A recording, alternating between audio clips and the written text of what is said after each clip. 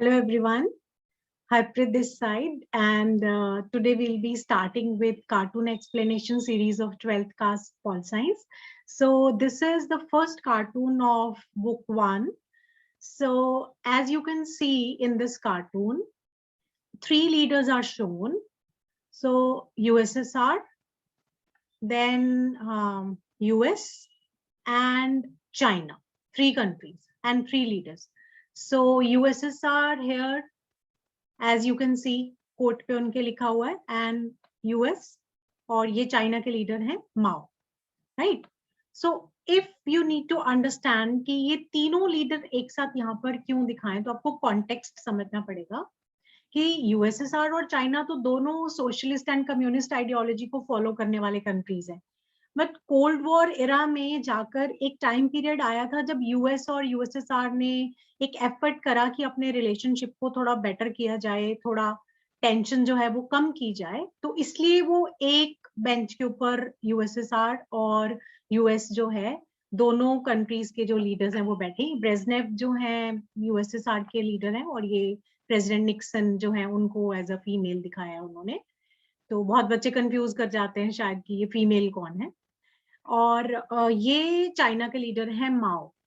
तो मैसेज क्या है इस कार्टून का? इस कार्टून का मैसेज ये है कि जब यूएसआर और चाइना में बीच में थोड़े टाइम पीरियड के लिए रिलेशनशिप उतनी अच्छी नहीं थी, तो उस दौरान यूएसए ने चाइना के साथ अपनी रिलेशनशिप को बेटर करने की कोशिश करी और जो प्रेसिडेंट निक्सन है ही विजिटेड चाइना इन 1972.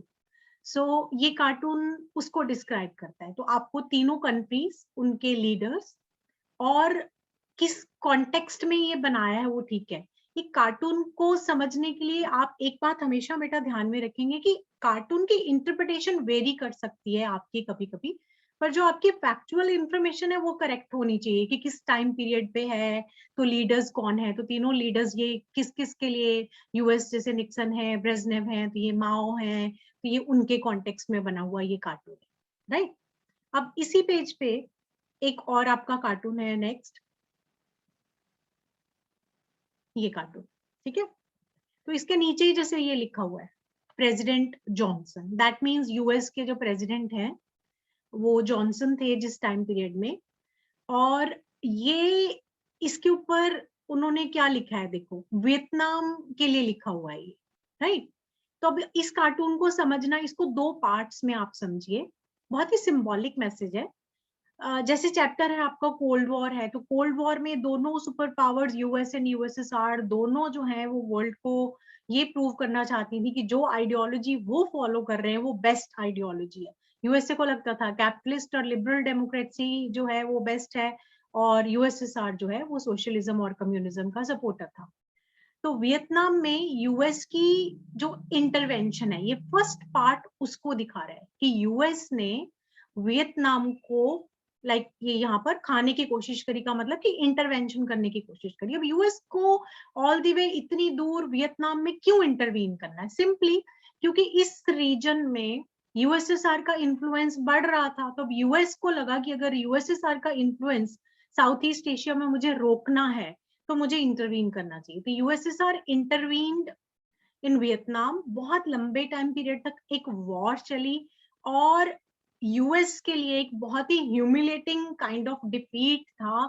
उनको लगा कि वियतनाम एक छोटा सा कंट्री है, इसको हम इजीली अपने इन्फ्लुएंस में ले लेंगे या कुछ इस टाइप का कंट्रोल कर लेंगे कि रशिया के यूएसएसआर के इन्फ्लुएंस को हम रोक सकेंगे. लेकिन सेकेंड पार्ट अगर आप कार्टून का देखें तो यहाँ पर बहुत एक लंबा लड़ाई के बाद यूएस इस वॉर में ऑलमोस्ट हारा, बहुत लॉस ऑफ लाइफ और मनी भी हुआ.